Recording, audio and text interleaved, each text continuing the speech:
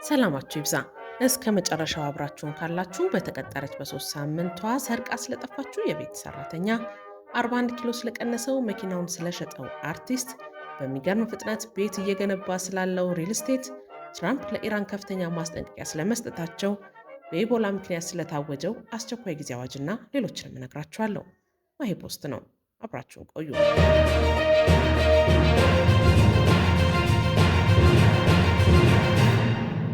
በተቀጠረች በሶስተኛው ሳምንት ከ200 ሺህ ብር በላይ የሚገመን ንብረት የሰረቀችው የቤት ሰራተኛ በእስራት ተቀጣች። ተከሳሽ ምስጋና ሙልጌታ የስርቆት ወንጀሉን የፈጸመችው በኮልፌ ቀራኒዮ ክፍለ ከተማ ወረዳ 11 ልዩ ቦታው ካራቆሪ መብራት ኃይል ጀርባ ከሚገኝ አንድ መኖሪያ ቤት ውስጥ ነው። ግለሰቧ በቤት ሰራተኝነት ተቀጥራ ስትሰራ ከነበረችበት መኖሪያ ቤት ውስጥ ለ3 ሳምንታት ስትሰራ ቆይታለች። አሰሪዎቿ ወደ ስራ በሄዱበት አጋጣሚ ግምታቸው 267340 ብር የሚያወጡ የተለያዩ የአዋቂና የህፃናት አልባሳትን፣ ታብሌት፣ ስልክ፣ የጆሮ፣ የጣት፣ የወርቅ ጌጣጌጥ፣ የብር ሀብል፣ የእጅ ሰዓትና 3500 ብር ሰርቃ ትሰወራለች። ተከሳሿ በወቅቱ ስትቀጠር በቂ ተያዥ ባታቀርብም ፖሊስ ባደረገው ክትትል ግለሰቧ ከነበረችበት ከማዕከላዊ ኢትዮጵያ ብሔራዊ ክልላዊ መንግስት ጠምባሮ ልዩ ወረዳ ከነ ንብረቱ ስለተያዘች በኮልፌ ቀራኒዮ ክፍለ ከተማ የካራ አካባቢ ፖሊስ ጣቢያ አስታወቀ። ፖሊስ ግለሰቧ ላይ አስፈላጊውን ምርመራ በማጣራት አቃቢ ሕግ ክስ መስርቶባታል። ጉዳዩን የተመለከተው የፌዴራል መጀመሪያ ደረጃ ፍርድ ቤት ኮልፌ ቀራኒዮ ምድብ የወንጀል ችሎት ተከሳሽ ምስጋና ሙልጌታ ጥፋተኝነቷን በማረጋገጡ በ5 ዓመት ጽኑ እስራት እንድትቀጣ ወስኗል። ህብረተሰቡ የቤት ሰራተኞችን ሲቀጥር በቂ ተያዥና ማንነታቸውን የሚገልጽ መታወቂያ ያላቸው መሆኑን ማረጋገጥ እንዳለበትና ወንጀል ተፈጽሞ ሲገኝም በወቅቱ ለፖሊስ ማሳወቅ እንደሚገባም መልእክቱን አስተላልፏል። የማርቭለስ ሪል ስቴት ሶስተኛ ሳይቱን ለደንበኞቹ አስረከበ። የሪል ስቴት ኢንዱስትሪ ዋነኛ ችግር የሆነው የግንባታ መጓተት ታሪክ ያደረገ ነው ተብሎለታል። ቤቶቹ በኃይሌ ጋርመንት መስቀለኛ አካባቢ የተገነቡ ናቸው። ይህም ተቋሙ ለደንበኞቹ የገባውን ቃል ጠባቂ መሆኑን በተግባር ያረጋገጠበት ነውም ተብሏል። በዕለቱ ከፍተኛ የመንግስት የስራ ኃላፊዎች፣ የዘርፉ ባለሙያዎችና ጥሪ የተደረገላቸው እንግዶች ተገኝተዋል። የቁልፍ ርክክብ ስነስርዓትም ተደርጓል። የማርቭለስ ሪል ስቴት ማርኬቲንግ ዋና ዳይሬክተር አቶ ረምዚ ሐሰን በዚህ ወቅት እንዳሉት ከሆነ ማርቭለስ የገባውን ቃል በተግባር ገልጾ በዘርፉ የሚታየውን የጥራትና የጊዜ አጠቃቀም ክፍተት ለመሙላት የተነሳ ኩባንያ ነው። ማርቭለስ ሪል ስቴት ከሌሎች የሚለየው ሁሉንም በአንድ ጣራ ስር በተሰኘው የአገልግሎት ዘይቤ ነው። በዚህም ቤቱን ከመሸጥ ባለፈ የንብረት አስተዳደር አገልግሎትን በራሱ ባለሙያዎች ያከናውናል። ቤቶቹ በዘመናዊ ጥገናና ጥበቃ እንዲያልፉ በማድረግ የደንበኞችን የሀብት ዋጋ ለረጅም ጊዜ እንዲቆይ ያደርጋል።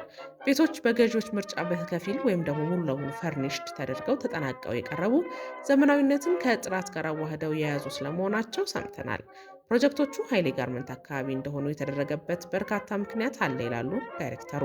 በአዲስ አበባ የተለያዩ ቦታዎች የሚሰሩ ፕሮጀክቶች ለንግድ ወይም ለተደባለቀ አገልግሎት የሚውሉ ቢሆንም ይህ ቦታ ግን ሰላማዊና ለመኖሪያዊነቱ ልዩ ምቾት ያለው በመሆኑ ስትራቴጂያዊ ምርጫችን አድርገነዋል ሲሉም ተደምጠዋል። ከቦታው ተነስተው ወደ ዋና ዋና የከተማዋ ክፍሎች ለመጓዝም እጅግ ምቹ የሆኑ በርካታ አማራጭ መንገዶች ያሉት ነውም ብለዋል። አካባቢው በመንግስት በኩል ትኩረት ሰጥቶት እየለማ ያለ በመሆኑ ለነዋሪዎች፣ ለልጆች የመጫወቻ ስፍራዎች፣ ሆስፒታሎችና ትምህርት ቤቶች በአቅራቢያው እንዲሟሉ ተደርጓል። ይህም አፓርትማንቶቻቸው መሰረታዊ አገልግሎቶች የተሟሉላቸው እንዲሆኑ አስችሏል ነው ያሉት። ማርቭለስ በዛሬው ዕለት ያስረከባቸው 48 ቤቶችን ሲሆን ሁሉም ባለ3 መኝታ ናቸው። ከዚህ ቀደምም ከ40 በላይ ባለ3 መኝታ ቤቶችን ለባለቤቶቹ ማስረከቡ ይታወሳል። ኩባንያው እስካሁን ያስረከባቸው ሁሉም ፕሮጀክቶች አንድም ቀን ሳይዘገዩ በጊዜያቸው የተጠናቀቁ መሆናቸው በኢንዱስትሪ ውስጥ በኩራት የሚጠቀስ ታሪክ ነው። በአሁኑ ሰዓት በዚሁ በኃይሌ ጋርመንት አካባቢ ተጨማሪ 4 ሳይቶች ግንባታ በከፍተኛ ፍጥነት እያከናወነ ይገኛል። ተዋናይ ሄኖክ ወንድሙ 41 ኪሎ ቀንሶ መኪናውንም ሸጦ በእግሩ እየሄደ ነው። ተዋናዩ እንዳለው ከሆነ ከዚህ ቀደም 94 ኪሎ የነበረ ቢሆንም አሁን ግን 41 ኪሎ ቀንሷል። የበፊት የሰውነት አቋሚ ላይ አልመለስም ያለው ሄኖክ ምናልባት ከዚህ በኋላ 10 ኪሎ ብጨምር ነው ሲልም ተናግሯል። በዚህ ሂደት ምንም አይነት የጤና ችግር አላጋጠመኝም። ጣፋጭ የበላሁት ከ3 ዓመታት በኋላ ነው። ከባዱ ነገር ሰው ፊት ቁጭ ብሎ መጾም ነው። ጤነኛ መሆን የሚፈልግ ሰው ከምግብ ይራቅ። ቁርስ ብቻ ነው የምበላው። ዛሬ ምሳ ስበላ እንቅልፍ አለኝ ሲልም ተናግሯል። የሰው አይን ውስጥ መግባት በጣም ከባድ ነው። ፈረጃ ፊልምን ለማጠናቀቅ ብዙ ሰው ጋር አስቸግሬያለሁ ብሏል። በቸገረው ህዝብ መሃል ገብተህ ብር አምጡ ማለት ቅንጦት ነው፣ መሸማቀቅ በእኔ ብቃ፣ አክተር አግዙኝ ሲል ማገዝ አለብን። ማህበራዊ ሚዲያ ላይ በሚሰጡኝ ኮሜንቶች ሁሉም ሰው የሚወደኝ ይመስለኝ ነበር። በሶስተኛው ቀን ብሩ ሞልቶ የምጨርስ ሁሉ ይመስለኝ ነበር። ሁሉም ሰው ጆተኒ ሆኗል፣ ያለ ፍራንክ አይንቀሳቀስም ሲል ለሰይፉ ተናግሯል። አካውንቴ ላይ 12 ብር እስኪቀረኝ ድረስ ፊልሙን የሰራሁት ልጄ ታምሜ ነበር ሁሉ የሚመስላት፣ ለማሳመንም ብዙ ጥሪ ያለው 6 ዓመት ያህል ስራ አልሰራሁም። አሁን 35 ዓመቴ ነው። የኖርኩት ግን ይቺን 5 ዓመት ነው። የማለቅሰው ፊልሜን ጨርሼ ስለተገላገልኩኝ የደስታ እንባ ነው በማለት በእንባ ታጅቦ ለሰይፉ ያለበትን ሁኔታ አስረድቷል። ከልጄ ጋር አብሬያት ባለመኖሬም ይቅርታ ታደርግልኝ ሲል ይቅርታ ጠይቋል። ፊልሙ ካለቀ ከሰኞ በኋላ ጓደኞቼ እንደ ቴኒስ ኳስ እየተቀባበሉ ምግብ አበሉኝ። ቦክሰኞቹ ቤተሰቦቻቸውን ጥለው ከኔ ጋር 4 ዓመታትን ቆይተዋል። ሰው ካዋጣልኝ ውጪ መኪናዬንም ሸጫለሁ ብሏል አርቲስቱ። ባለፉት 3 ዓመታት በእግሬ እየሄድኩኝ ነው። የውጭ ሀገር ቪዛ ሲሰጠኝ መሳፈሪያ ብር ስለሌለኝ እጅግ ደንግጫለሁ። አሜሪካ ቪዛ ሰጥተውኝ ሊቃጠል 13 ቀናት ሲቀሩት ብቻ ነው የሄድኩት። የፊልም ስቶሪው ከኬኔዲ መንገሻ የሞት ቀን የሚጀምር በመሆኑ 60 ኪሎ ሆኜ መስራት የፈለግኩበት ምክንያት ይሆነውም ብሏል። ድምፃዊ ራሄል ጌቱ በእኔ ምክንያት ከብዙ ሰው ጋር ተጣልታለች። ራሄል ጌቱ አብሮ አደጌ ስለሆነች አጭበርብሯል ስትባል ትጣላ ነበር።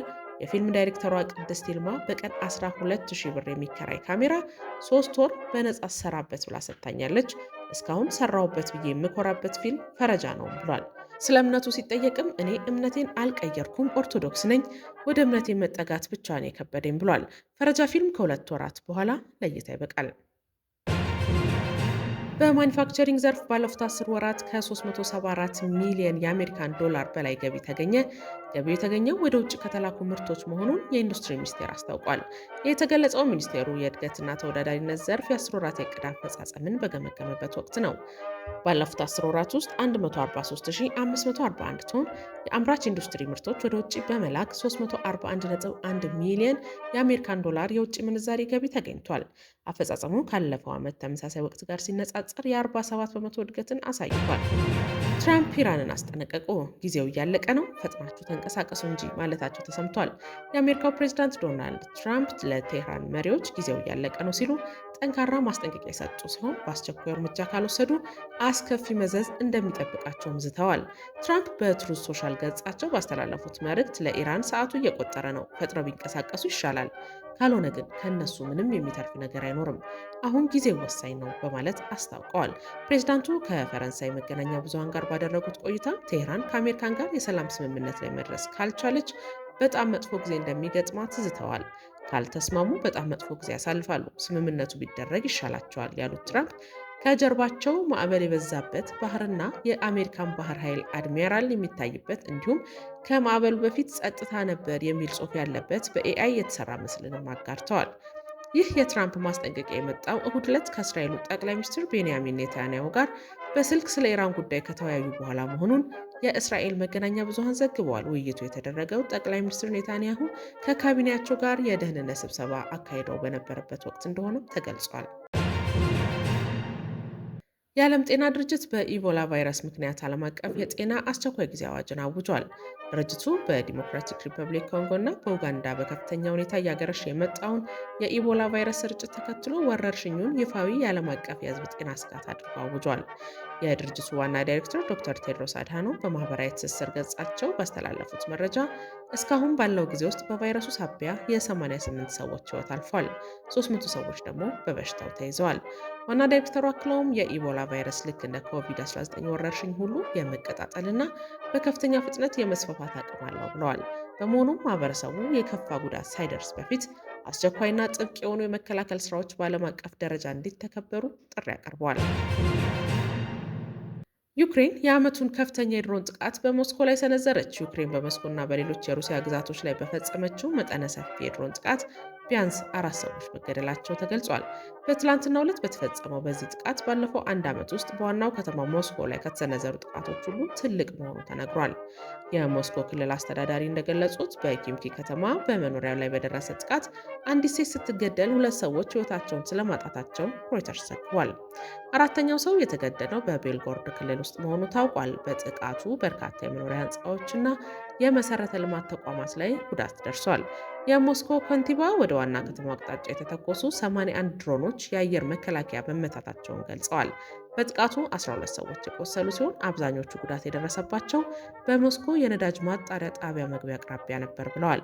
የሩሲያ መከላከያ ሚኒስቴር በአጠቃላይ 556 ድሮኖች በሀገሪቱ የአየር ክልል ውስጥ መመታታቸውን አስታውቋል። በሞስኮ የሚገኘው ትልቁ አውሮፕላን ማረፊያ የድሮን ስብርባሪዎች ቢወድቁበትም ምንም አይነት ጉዳት አልደረሰበትም። አብራችሁን ስለቆያችሁ ከልብ እናመሰግናለን። ላይክ፣ ሼር እና ሰብስክራይብ እንዳይረሳ። መልካም ጊዜ